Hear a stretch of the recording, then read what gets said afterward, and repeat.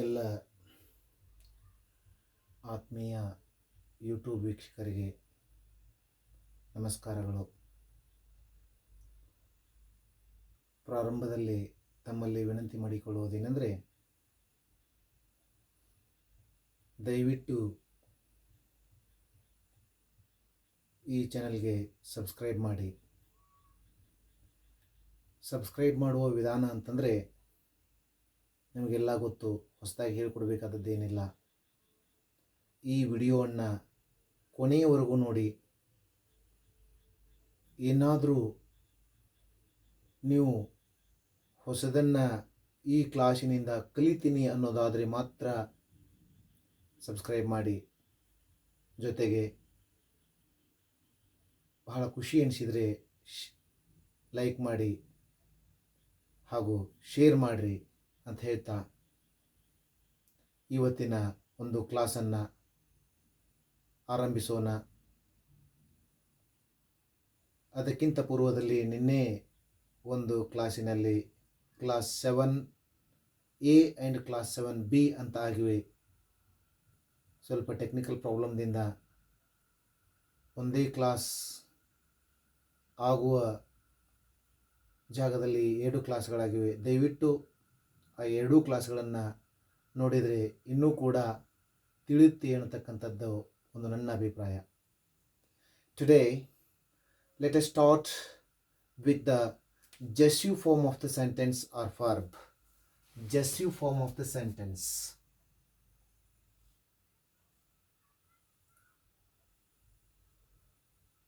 Gessive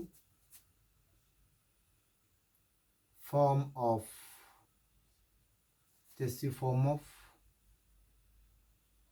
sentence.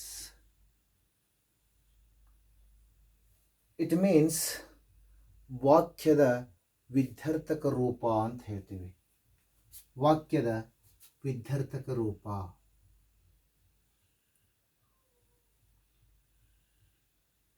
ವಾಕ್ಯದ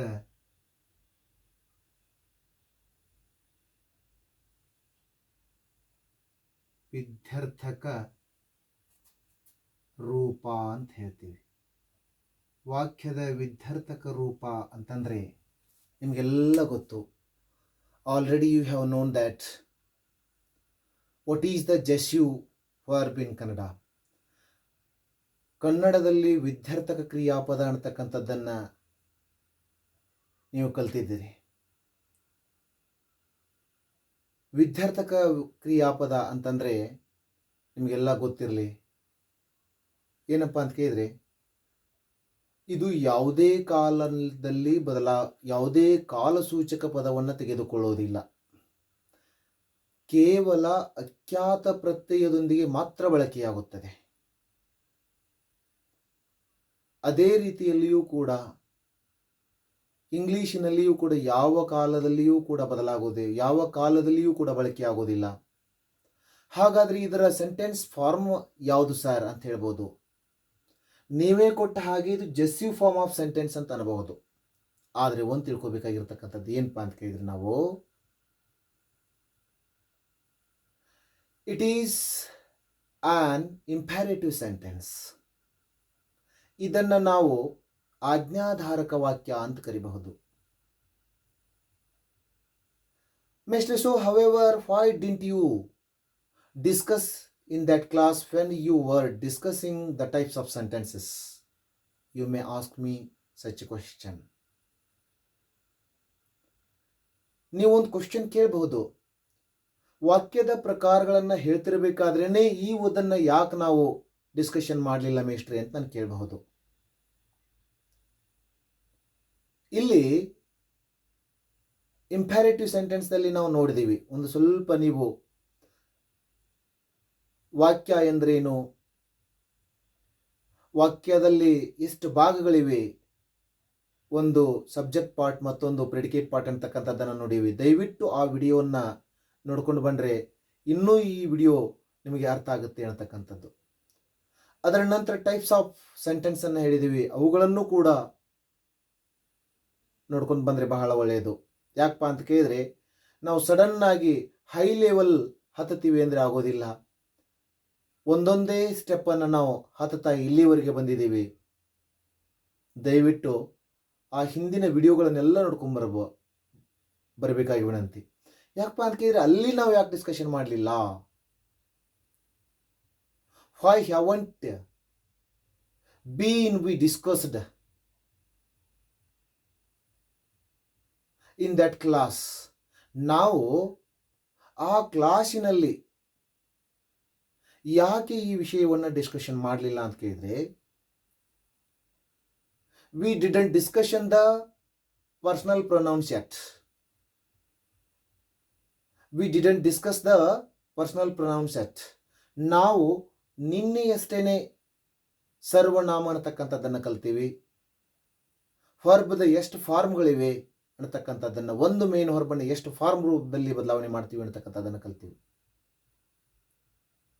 ಅದಕ್ಕೋಸ್ಕರ ಏನಪ್ಪಾ ಅಂತ ಕೇಳಿದ್ರೆ ಅದನ್ನ ಇಲ್ಲಿ ಡಿಸ್ಕಷನ್ ಮಾಡದೆ ಒಂದು ಸಫರೇಟ್ ಫಾರ್ಮೇಷನ್ ಆಗಿ ತಗೊಳ್ತಾ ಇದ್ದೀವಿ. ಇದು ಮುಗಿತಂದ್ರೆ ನೇರವಾಗಿ after completion of this topic let's go to the tense topic directly. ಈ ಒಂದು ಕ್ಲಾಸ್, ಈ ಒಂದು ಟಾಪಿಕ್ ಮುಗಿದ ತಕ್ಷಣನೇ ನಾವು ಏನು ಮಾಡೋದಪ್ಪ ಅಂದ್ರೆ ಟೆನ್ಸ್ಗೆ ಹೋಗಬೇಕಾಗುತ್ತೆ. ಇಲ್ಲಿ ಏನಪ್ಪ ಅಂತ ಕೇಳಿದ್ರೆ ನಾವು ತಿಳ್ಕೊಬೇಕಾಗಿರೋದು, ಯಾಕಿಲ್ಲಿ ನಾವು ಸಪ್ರೇಟ್ ತಗೊಳ್ತಾ ಇದ್ದೀವಪ್ಪ ಅಂತ ಕೇಳಿದ್ರೆ, ಒಂದು ವರ್ಬನ್ನ ಪುರುಷಾರ್ಥಕದ ಮೇಲೆ, ಪರ್ಸನಲ್ ಪ್ರೊನೌನ್ಗಳ ಮೇಲೆ first person, second person, third ಪರ್ಸನ್ದಲ್ಲಿ ನಾವು ಯಾವ ಥರ ಬದಲಾವಣೆ ಆಗ್ತಾ ಅಂತ ಆಗುತ್ತೆ ಅಂತಕ್ಕಂಥದ್ದನ್ನು ನಾವು ನೋಡಬೇಕಾಗುತ್ತೆ. ಬೇಸ್ ಫಾರ್ಮ್ ಹಾಗೇ ಇರುತ್ತೆ, ವರ್ಬದ ಬೇಸ್ ಫಾರ್ಮ್ ಹಾಗೇ ಇರುತ್ತೆ. ಆದರೆ ಫಸ್ಟ್ ಪರ್ಸನ್ನಲ್ಲಿ ನಾವು ಹೇಗೆ ತಗೊಳ್ತೀವಿ, ಸೆಕೆಂಡ್ ಪರ್ಸನ್ನಲ್ಲಿ ಹೇಗೆ ತಗೊಳ್ತೀವಿ, ಥರ್ಡ್ ಪರ್ಸನ್ನಲ್ಲಿ ಹೇಗೆ ತಗೊಳ್ತೀವಿ ಅಂತಕ್ಕಂಥದ್ದು ಬಹಳ ಇಂಪಾರ್ಟೆಂಟ್. ಯಾಕಪ್ಪ ಅಂತ ಕೇಳಿದ್ರೆ ಟೆನ್ಸಲ್ಲಿ ನಾವು ಎಲ್ಲವನ್ನು ಕಲಿತೀವಿ, ಮಾಡ್ತೀವಿ. ಕಾಲಸೂಚಕ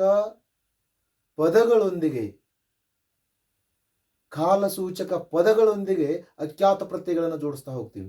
ಬಟ್ ಇಲ್ಲಿ ಕಾಲಸೂಚಕ ಪದವಿಲ್ಲದೆ,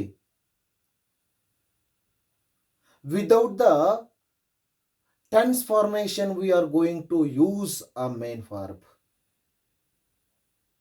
ಅನ್ನತಕ್ಕಂಥದ್ದನ್ನು ನಾವು ಎಲ್ಲ ಪುರುಷಗಳೊಂದಿಗೆ ನಾವು ಕಲಿತಾ ಹೋಗಬೇಕಾಗತ್ತೆ.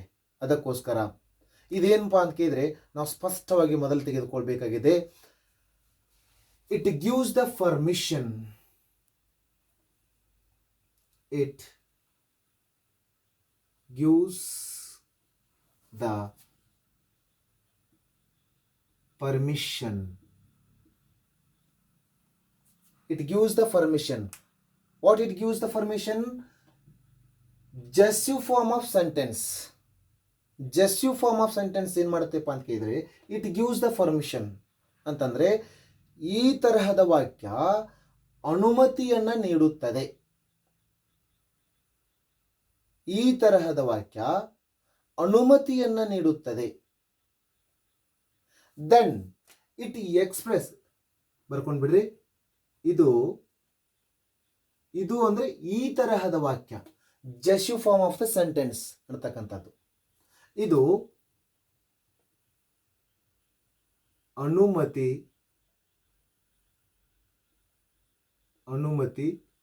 ನೀಡುತ್ತದೆ.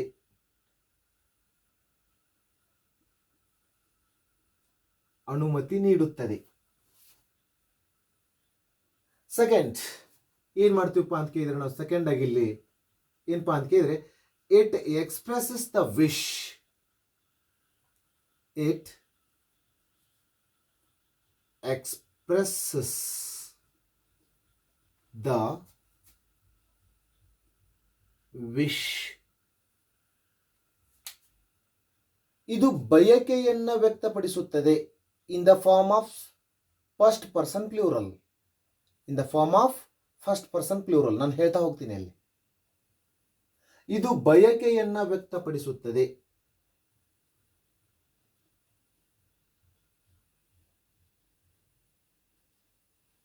ಇದು ಬಯಕೆಯನ್ನು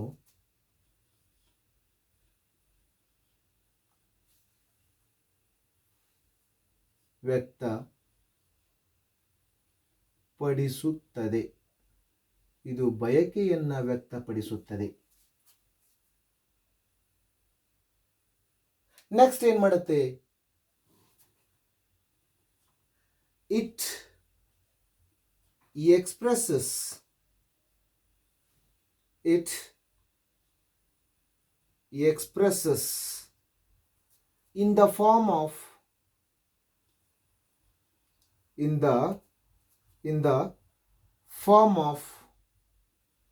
in the form of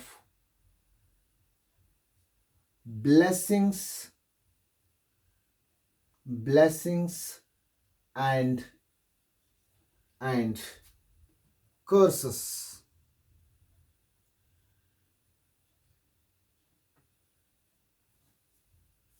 It expresses in the form of blessings and curses ಅಂತ ಹೇಳ್ತೀವಿ. ಇದು ವರ ಹಾಗೂ ಶಾಪಗಳ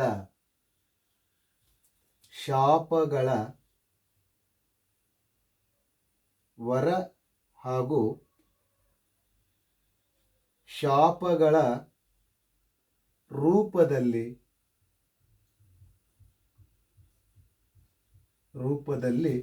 ವ್ಯಕ್ತಪಡಿಸುತ್ತದೆ.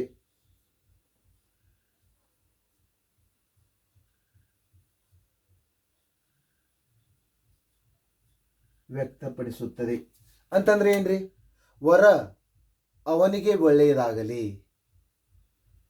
ಅವಳು ಹಾಳಾಗಿ ಹೋಗಲಿ, ಅವನು ಚೆನ್ನಾಗಿ ಬಾಳಲಿ ಅಂತಕ್ಕಂಥವುಗಳು. ಕೆಲವೊಂದು ಸಾರಿ ವರನು ಕೊಡ್ತೀವಿ, ಕೆಲವೊಂದು ಸಾರಿ ಶಾಪನ ಕೊಡ್ತೀವಿ. ನಾವು ಸೆಂಟೆನ್ಸ್ದಲ್ಲಿ ಕಲ್ತಿದ್ದೀವಿ ಕ್ರಿಯಾಪದ ಅಂತಂದ್ರೆ ಏನು? ಧಾತುವಿಗೆ ಕಾಲಸೂಚಕ ಪ್ರತ್ಯಯ ಜೋಡಿಸಲ್ಪಟ್ಟು ಅಖ್ಯಾತ ಪ್ರತ್ಯಯ ಜೋಡಿಸಿದಾಗ ಅದು ಕ್ರಿಯಾಪದ ಆಗತ್ತೆ. ಆದರೆ ಇಲ್ಲಿ ಕಾಲಸೂಚಕ ಪದ ಇರೋದಿಲ್ಲ. ನಕ್ಕಳು, ನಗು ಪ್ಲಸ್ ದ ಪ್ಲಸ್ ಅಳು ಅನ್ನತಕ್ಕಂಥದ್ದು ಬಿಡಿಸಿ ಬರೆಯಬೇಕಾಗಿತ್ತೆ. ಇದು ಫಾಸ್ಟ್ ಟೆನ್ಸ್ ಫಾರ್ಮ್ ಅಂತ ಹೇಳ್ತೀವಿ ಇಂಗ್ಲಿಷ್ನಲ್ಲಿ ನಾವು. ನಗಲಿ, ಇದು ಯಾವ ಕಾಲದ ಒಂದು ಪದನೂ ಉಪಯೋಗ ಆಗಿಲ್ಲ. ನಗಲಿ, ನಗು ಪ್ಲಸ್ ಅಲಿ ಅನ್ನತಕ್ಕಂಥದ್ದು ಇಲ್ಲಿ ಯಾವುದೂ ಯೂಸ್ ಆಗೋದಿಲ್ಲ ಅನ್ನೋದಕ್ಕೋಸ್ಕರ ನಾವೇನು ಮಾಡಬೇಕಾಗುತ್ತಪ್ಪ ಅಂತ ಕೇಳಿದ್ರೆ ಇದನ್ನು ಜಸ್ಯು ಫಾರ್ಮ್ ಆಫ್ ದ ಸೆಂಟೆನ್ಸ್ ಅನ್ಬೇಕಾಗುತ್ತೆ. ನಾವು ಜಸ್ಯು ಫಾರ್ಮ್ ಆಫ್ ದ ಸೆಂಟೆನ್ಸ್ ಅನ್ಬೇಕಾಗುತ್ತೆ. ಈ 3 ನಿಯಮಗಳು ನಮಗೆ ಕಡ್ಡಾಯವಾಗಿ ಗೊತ್ತಿರಬೇಕು. ಏನಪ್ಪ ಅಂತ ಕೇಳಿದ್ರೆ ಇಟ್ ಗಿವ್ಸ್ ದ ಪರ್ಮಿಷನ್, ಇದು ಅನುಮತಿ ನೀಡುತ್ತದೆ. ಈ ತರಹದ ವಾಕ್ಯ ಅನುಮತಿ ನೀಡುತ್ತದೆ. It expresses the wish,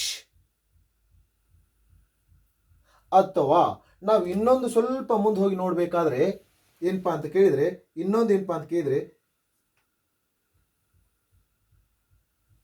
it orders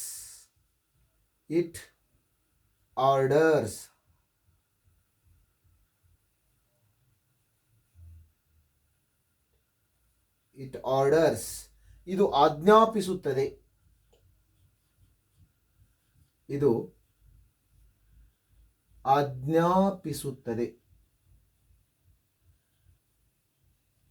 ಆಜ್ಞಾಪಿಸೋದು ಯಾರಿಗೆ?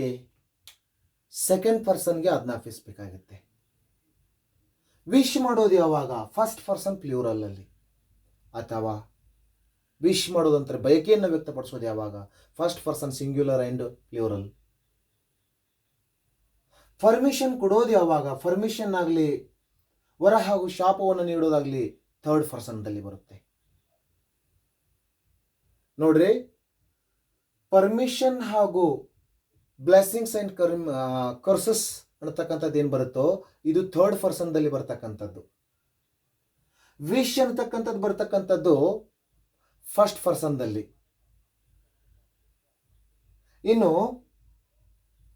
ಆರ್ಡರ್ ಯಾವಾಗ ಮಾಡುತ್ತೆಪ್ಪ ಅಂತ ಕೇಳಿದ್ರೆ it makes an order in the second person. as we have learnt in the types of imperative sentence. In the type of imperative sentence.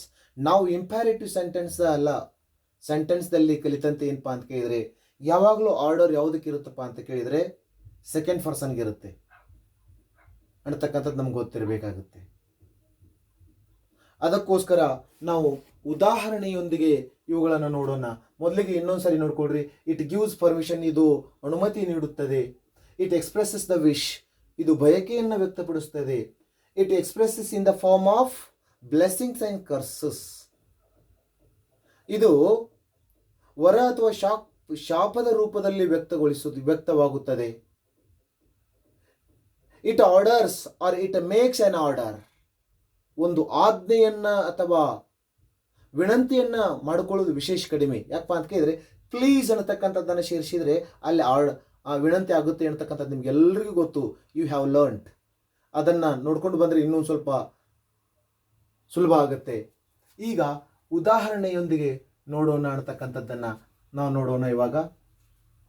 Because without getting any examples it can't possible to get.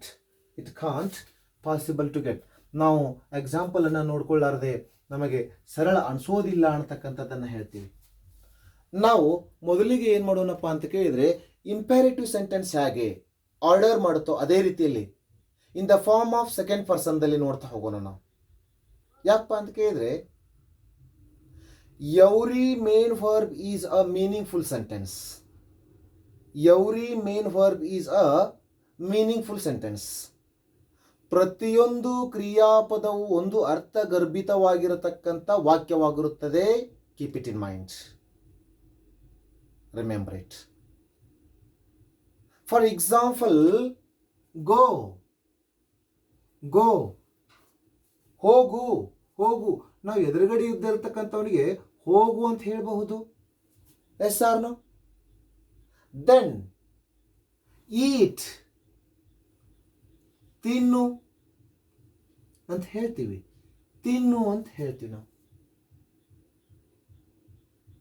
Then ತಿನ್ನಿರಿ ಅಂತ ಕೂಡ ಹೇಳಬಹುದು. Then come, ಬನ್ನಿ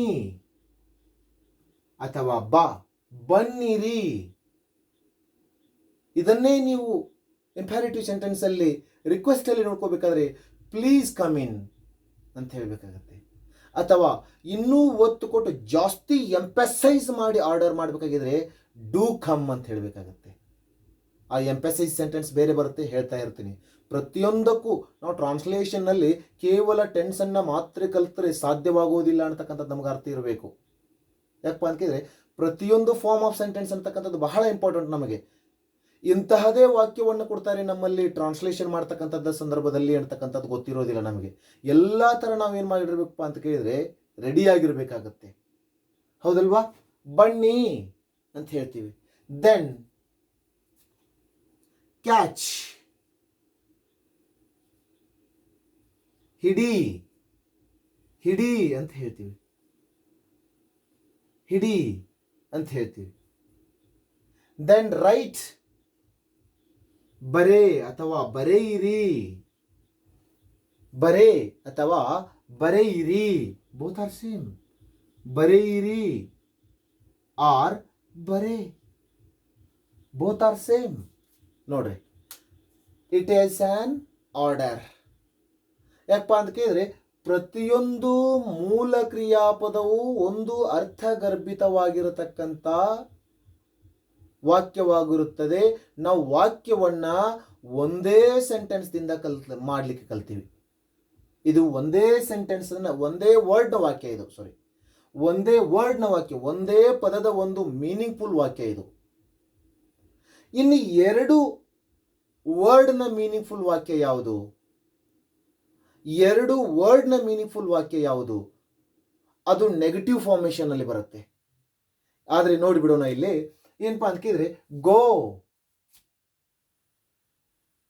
don't go, don't go. ಹೋಗಬೇಡ, ಹೋಗಬೇಡ. ಈಗ already second form ಕಲ್ತೀವಿ, second person ಅನ್ನ ನಾವು ಕಲ್ತೀವಿ, ನೆನ್ಬಿಟ್ಕೊಂಡ್ಬಿಡ್ರಿ. Don't go. ಮೇಸ್ಟ್ರೆ ಇಲ್ಲಿ ಡೂ ಅಂಡ್ ನಾಟ್ ಅಂತಕ್ಕಂಥದ್ದಿದೆ, ಮೂರು ವರ್ಡ್ ಸೆಂಟೆನ್ಸ್ ಆಗ್ಲಿಲ್ವಾ ಇದು ಅಂತ ಕೇಳಬಹುದು. This is the contraction word ಅಂತ ಹೇಳ್ತೀವಿ ನಾವು. ಡೋಂಟ್ ಅನ್ನತಕ್ಕಂಥದ್ದು ಕಾಂಟ್ರಾಕ್ಷನ್ ವರ್ಡ್. ಅದು ನಾವು ಪಂಕ್ಚುಯೇಷನ್ ಮಾರ್ಕ್ಸ್ ಅನ್ನ ಕಲಿಯಲೇಬೇಕಾಗುತ್ತೆ ಕಡ್ಡಾಯವಾಗಿ. ಎಲ್ಲಿರಬೇಕು? ಟ್ರಾನ್ಸ್ಲೇಷನ್ ಮಾಡ್ತಕ್ಕಂಥ ಸಂದರ್ಭದಲ್ಲಿ ನಮಗೆ ಕಡ್ಡಾಯವಾಗಿ ಪಂಕ್ಚುಯೇಷನ್ ಮಾರ್ಕ್ ಗೊತ್ತಿರಬೇಕಾಗುತ್ತೆ. It is not used only in the writing form. ಅದು ಕೇವಲ ಬರವಣಿಗೆಯಲ್ಲಿ ಮಾತ್ರ ಉಪಯೋಗವಾಗೋದಿಲ್ಲ. It is also used in the oral form. ಅದು ಮಾತಿನಲ್ಲಿಯೂ ಕೂಡ ಉಪಯೋಗ ಆಗುತ್ತೆ. ಬಿಕಾಸ್ ದ ಇಂಟೋನೇಷನ್, ಧ್ವನಿಯ ಏರಿಳಿತವನ್ನು ಮಾಡಲಿಕ್ಕೆ ನಮಗೆ ಏನು ಮಾಡ್ತವಪ್ಪ ಅಂತ ಕೇಳಿದರೆ, ನಮಗೆ ಯಾವುದು ಪಂಕ್ಚುಯೇಷನ್ ಮಾರ್ಕ್ಸ್ ಅಂತ ಹೇಳ್ತೀವಿ, ಅವುಗಳನ್ನು ನಾವು ಕಲಿತಾ ಹೋಗೋಣ. ಅದರಲ್ಲಿ ಕಾಂಟ್ರಾಕ್ಷನ್ ಅನ್ನೋದಕ್ಕೋಸ್ಕರ ಇದನ್ನು ಒಂದೇ ವರ್ಡ್ ಅಂತ ಹೇಳ್ತೀವಿ. ಡೋಂಟ್ ಗೋ, ಹೋಗಬೇಡ. Say as it is. Don't eat, don't eat. ತಿನ್ನಬೇಡ,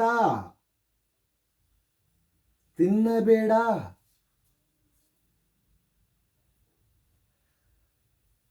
come, don't come, don't come. ಬರಬೇಡ, ಬರಬೇಡ. As it is don't catch, ಹಿಡಿಯಬೇಡ. ಡೋಂಟ್ ರೈಟ್, ಬರೆಯಬೇಡ. Practice yourself. ನೀವು ಕೇಳಬಹುದು, ಮೇಸ್ಟ್ರೆ ನಾವು ಇಂಗ್ಲಿಷಿನಲ್ಲಿ ಮಾತನಾಡಬೇಕಾದ್ರೆ ಏನು ನಮಗೆ ಅವಶ್ಯಕತೆ ಇರಬೇಕು? ಕೇವಲ ವ್ಯಕ್ಯಾಬುಲರಿ ಅಲ್ಲ, ಮೇನ್ ವರ್ಬ್ಸ್ ನಮಗೆ ಅವಶ್ಯಕತೆ ಬೇಕು. ನಾವು ನಿರರ್ಗಳವಾಗಿ, if we want to speak in English very fluently, we should know at least 300 main verbs. At least 300 main verbs. ನಾವು ಇಂಗ್ಲಿಷಿನಲ್ಲಿ ನಿರರ್ಗಳವಾಗಿ ಮಾತನಾಡಬೇಕಾದ್ರೆ ಕನಿಷ್ಠ ಪಕ್ಷ 300 ಕ್ರಿಯಾಪದಗಳಾದರೂ ನಮಗೆ ಗೊತ್ತಿರಬೇಕು. 300. ಅವುಗಳನ್ನು ಬೈಪಾಟ್ ಮಾಡ್ಕೋತ ಕುಂದಿರೋದಲ್ಲ. We may use it in the sentence. ಅವುಗಳನ್ನು ವಾಕ್ಯದಲ್ಲಿ ನಾವು ಬಳಸಬಹುದು. Not only we must use it. ನಾವು ಬಳಸಲೇಬೇಕು, ಬಳಸಲೇಬೇಕು. ಯಾಕಪ್ಪ ಅಂತ ಕೇಳಿದ್ರೆ ಅಂದಾಗ ಮಾತ್ರ ನಾವು ಇಂಗ್ಲೀಷನ್ನು ಕಲಿಯಲಿಕ್ಕೆ ಸಾಧ್ಯ ಆಗುತ್ತೆ ಅನ್ನತಕ್ಕಂಥದ್ದು ಬೇಕು. ನೋಡ್ರಿ, one word sentence, 2 word sentence ಅನ್ನತಕ್ಕಂಥದ್ದು ಬಂತು. 1 word sentence, 2 word sentence. 2 word sentence negative ಫಾರ್ಮ್ದಲ್ಲಿ ಬಂತು. ನೆಗೆಟಿವ್ ಫಾರ್ಮ್ದಲ್ಲಿ ಬೇಡ ಅಂತಕ್ಕಂಥದ್ದಕ್ಕೆ ಬಂತು. ಇನ್ನೇನಪ್ಪ ಅಂತ ಕೇಳಿದ್ರೆ 3 ವರ್ಡ್ ಸೆಂಟೆನ್ಸ್ಗೆ ನಾವು ಹೋಗೋಣ. ಅದರಲ್ಲಿ ಜಸ್ಸಿವ್ ಫಾರ್ಮ್ ಆಫ್ ಸೆಂಟೆನ್ಸ್ ಅನ್ನು ಕಡ್ಡಾಯವಾಗಿ ನಾವು ನೋಡ್ತಾ ಇರ್ತೀವಿ. Already we have seen in the second person. ನಾವು ದ್ವಿತೀಯ ಪುರುಷದಲ್ಲಿ ಆಲ್ರೆಡಿ ನೋಡಿದೀವಿ. ಈಗ ದ್ವಿತೀಯ ಪುರುಷದಲ್ಲಿ ಆಲ್ರೆಡಿ ನೋಡಿದೀವಿ ನಾವು. ಈಗ ಏನು ಮಾಡಬೇಕಾಗಿದೆ? ಹಾಗಾದ್ರೆ ಫಸ್ಟ್ ಪರ್ಸನ್ ಹಾಗೂ ಥರ್ಡ್ ಪರ್ಸನ್ ಅನ್ನು ನೋಡಿದ್ರೆ ಸಾಕು, ಹೌದಾ? ಫಸ್ಟ್ ಪರ್ಸನ್ ಹಾಗೂ ಥರ್ಡ್ ಪರ್ಸನ್ ಹೇಗೆ? Let me see, let me see. ನೋಡುವೆ, ನೋಡುವೆ. ಹೇಳ್ತೀರಿ ನೀವು. ಏನಪ್ಪಾ ಅಂತ ಕೇಳಿದ್ರೆ, V may use it in Kannada slang language. ನೋಡ್ತಾನೆ, ನೋಡ್ತಾನೆ. ದೋಸ್ತ್ ನಾಳೆ ನಮ್ಮ ಊರಿಗೆ ಬರಕೋ ಅಂತ ಹೇಳ್ತೀವಿ ನಾವು. ನೋಡ್ತೀನಪ್ಪ, ನಾನು ನೋಡುತ್ತೇನೆ. It is the simple present tense. Without using the subject, without using the subject. ನೋಡುವೆ, ನೋಡ್ತೀನಿ ದೋಸ್ತ್, ನೋಡ್ತೀನಿ. ಸ್ಲ್ಯಾಂಗ್ ಲ್ಯಾಂಗ್ವೇಜ್ ಅಂತಂದ್ರೆ ಗ್ರಾಮ್ಯ ಭಾಷೆ ಅಂತ ಹೇಳ್ತೀವಿ ನಾವು. ಗ್ರಾಮ್ಯ ಭಾಷೆಯಲ್ಲಿ ನೋಡುವೆಗೆ ನೋಡ್ತೀನಿ. ಇದನ್ನು ತಿನ್ನಬಾರೋ? ತಿಂತೀನಿ, ತಿನ್ನುವೆ. ಲೆಟ್ ಮೀ ಈಟ್, ಲೆಟ್ ಮೀ ಈಟ್. ತಿನ್ನುವೆ. ನೋಡ್ರಿ, ಇದು ವಿಶ್ ಅಲ್ವಾ? ವಿಶ್ ಅಂತ ಕರೆಯೋದಿಲ್ವಾ ನಾವು? ಬಯಕೆಯನ್ನು ವ್ಯಕ್ತಪಡಿಸೋದಿಲ್ವಾ ಇದು? It may be the possibility or it may be the real. It may be the possibility or it may be the real. Unreal or real. ಅದು ನಿಜಾನೋ ಅನಿಜಾನೋ ಗೊತ್ತಿಲ್ಲ, ಸತ್ಯ ಸುಳ್ಳು ಗೊತ್ತಿಲ್ಲ. ಆದರೆ ಬಯಕೆ ಅಂತಕ್ಕಂಥದ್ದು, ಬರ್ತೀನಿ, ನಾನು ಬರ್ತೀನಿ ಅಂತಂದ್ರೆ ಸಿಂಪಲ್ ಪ್ರೆಸೆಂಟ್ ಟೆನ್ಸ್ ಆಯಿತು. ಜಸ್ಟ್ ಬರ್ತೀನಿ, let me come, let me come. ಹೋಗ್ತೀನಿ, ಲೆಟ್ ಮೀ ಗೋ. ಇನ್ನ ಹೋಗಿಲ್ಲಣೋ, ಹೋಗೋ ಅಂತ ಹೇಳ್ತಿರ್ತಾರೆ ಯಾರಾದರೂ ಸೀನಿಯರ್ ನಮಗೆ. ಏನೋ ಒಂದು ಕೆಲಸ ಹೇಳ್ತಾರೆ, ಆವಾಗ ಹೋಗಿಲ್ಲಣೋ, ಹೋಗ್ತೀನಿ, ಲೆಟ್ ಮೀ ಗೋ ವೇಟ್. ಹೋಗ್ತೀನಿ, ಸ್ವಲ್ಪ ಕಾಯಿರಿ, ಸ್ವಲ್ಪ ವೇಟ್ ಮಾಡ್ರಿ ಅಂತ ಹೇಳ್ತೀರಿ. ಲೆಟ್ ಮೀ ಗೋ ವೇಟ್ ಅಂತ ಹೇಳ್ತೀವಿ. ಲೆಟ್ ಮೀ, ಲೆಟ್ ಮೀ ಇದು ಫಸ್ಟ್ ಪರ್ಸನ್ ಸಿಂಗ್ಯುಲರ್ ಜೊತೆ ಯೂಸ್ ಮಾಡ್ತಕ್ಕಂಥದ್ದು ಅಂತಕ್ಕಂಥದ್ದು ನಮ್ಗೆ ಗೊತ್ತಿರಬೇಕು. ಯಾವುದ್ರ ಜೊತೆಗೆ ರೀ? First person singular. ಸಿಂಗ್ಯುಲರ್ ಪ್ರಥಮ ಪುರುಷ ಏಕವಚನ ಜೊತೆ.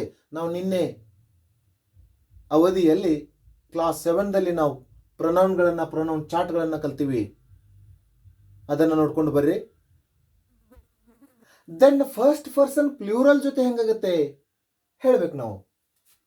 ಫಸ್ಟ್ ಪರ್ಸನ್ ಸಿಂಗ್ಯುಲರ್ ಜೊತೆ ಲೆಟ್ ಮೀ ಅಂತಕ್ಕಂಥದ್ದು ಗೊತ್ತಾಯ್ತು.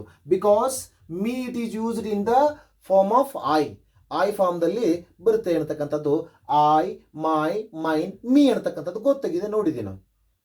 ಹಾಗಾದ್ರೆ let us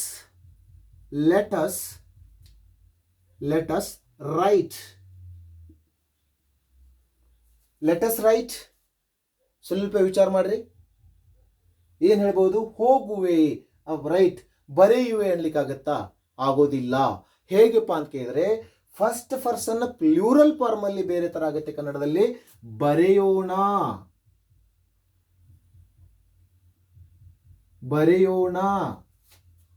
let us write. Let us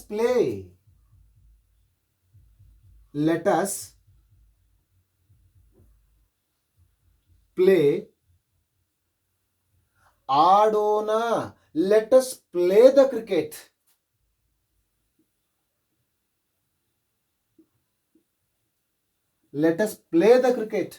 cricket ಆಡೋಣ. ಬಯಕೆ ಅಲ್ವಾ ಇದು?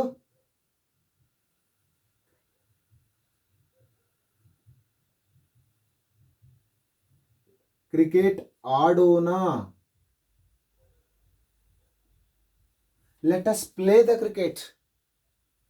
ಇದು ಯಾವ ಫಾರ್ಮ್ ಅಂತ ಕರಿತೀವಪ್ಪ ಅಂತ ಕೇಳಿದ್ರೆ,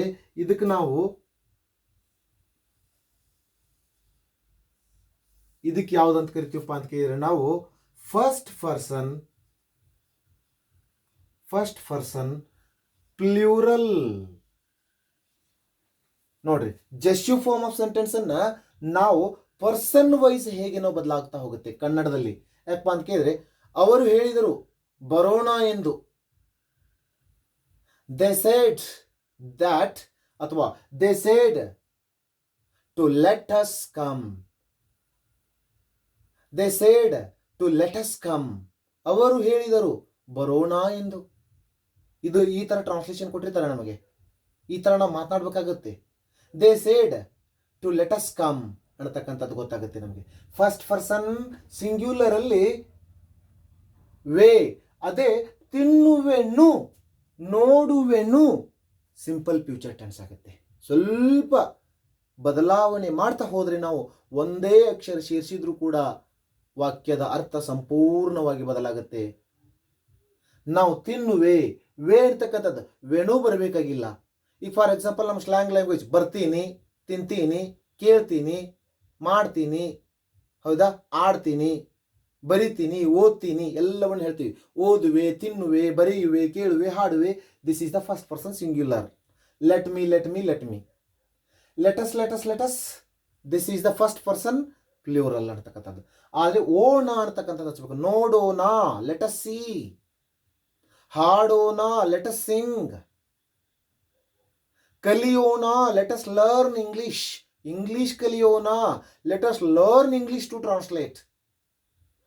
ಇಂಗ್ಲಿಷನ್ನು ಭಾಷಾಂತರಿಸಲಿಕ್ಕೆ ಕಲಿಯೋಣ. ನೋಡ್ರಿ, ಬಹಳ ಒಂದು ವಾಕ್ಯದ ಟ್ರಾನ್ಸ್ಲೇಷನಲ್ಲಿ ಮಜಬೂರ್ ಅಲ್ಲಿಯೇ ಇರುತ್ತೆ. ಕಲಿಯೋಣ, let us learn.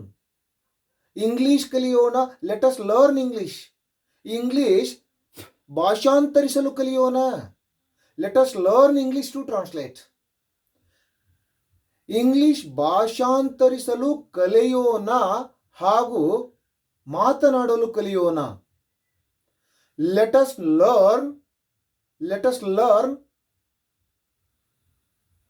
Let us learn and speak English, or let us learn to translate to speak. Alignment ಅಂತ ಹೇಳ್ತೀವಿ ನಾವು. ಎರಡು ಜೋಡಿಸಿ ಕಲಿಯೋದು ನಾವು. ಟ್ರಾನ್ಸ್ಲೇಟ್ ಮಾಡೋದು ಅಂತಂದ್ರೆ ಏನ್ರಿ? ಮಾತನಾಡೋದೇ, ಸ್ಪೋಕನ್ನೇ ಆಯ್ತದು. ಯಾಕಪ್ಪ ಅಂತ ಕೇಳಿದ್ರೆ ಸ್ಪೋಕನ್ ಲ್ಯಾಂಗ್ವೇಜಲ್ಲಿ ಪರ್ಫೆಕ್ಟ್ ಇದ್ದಾಗ ಮಾತ್ರ ನಮಗೆ ಟ್ರಾನ್ಸ್ಲೇಷನ್ ಮಾಡಲಿಕ್ಕೆ ಬರುತ್ತೆ. ಇನ್ ದ ಫಾರ್ಮ್ ಆಫ್ ರೈಟಿಂಗ್ದಲ್ಲಿ ಮಾಡಿದ್ರಲ್ಲಿ ಸಾಧ್ಯ ಆಗುತ್ತಾ? ಇಲ್ಲ. ಅದಕ್ಕೋಸ್ಕರ ಇದಕ್ಕೆ ಏನಂತ ಕರಿತೀವಪ್ಪ ಅಂತ ಕೇಳಿದ್ರೆ ಫಸ್ಟ್ ಪರ್ಸನ್ದಲ್ಲಿ ಆಲ್ರೆಡಿ ಗೋ, ಹೋಗು, ಈಟ್, ತಿನ್ ನೋಡ್ತಕ್ಕಂಥದ್ದನ್ನು ಸೆಕೆಂಡ್ ಪರ್ಸನ್ನಲ್ಲಿ ನಾವು ನೋಡೀವಿ. ಈಗ ನೇರವಾಗಿ ನಾವೇನು ಮಾಡೋಣಪ್ಪ ಅಂತ ಕೇಳಿದ್ರೆ ಥರ್ಡ್ ಪರ್ಸನ್ಗೆ ಹೋಗೋಣ. ನಾವು ನೇರವಾಗಿ ಎಲ್ಲಿಗೆ ಹೋಗೋಣಪ್ಪ ಅಂತ ಕೇಳಿದ್ರೆ ಥರ್ಡ್ ಪರ್ಸನ್ನಲ್ಲಿ ನೋಡ್ತಾ ಹೋಗೋಣ. ಥರ್ಡ್ ಪರ್ಸನ್ ಅಷ್ಟ ನೋಡಿದೀವಪ್ಪ ಅಂತ ಕೇಳಿದ್ರೆ ಈ ಜೆಸ್ಸಿವ್ ಫಾರ್ಮ್ ಆಫ್ ಸೆಂಟೆನ್ಸ್ ಅನ್ನತಕ್ಕಂಥದ್ದು ನಮಗೆ ಮುಕ್ತಾಯ ಆಗುತ್ತೆ ಅನ್ನತಕ್ಕಂಥದ್ದನ್ನು ಹೇಳೋಣ. ಈಗ ನೋಡ್ರಿ, ಥರ್ಡ್ ಪರ್ಸನ್, ಥರ್ಡ್ ಪರ್ಸನ್ ಅಂದರೆ ತೃತೀಯ ಪುರುಷ. It may be the singular, it may be the plural. ಅಲ್ಲೇನು ಬದಲಾಗೋದಿಲ್ಲ. ಅಲಿ ಎನ್ನತಕ್ಕಂಥದ್ದು ಸೇರ್ತಾ ಹೋಗುತ್ತೆ. ಹೇಗೆ? For example,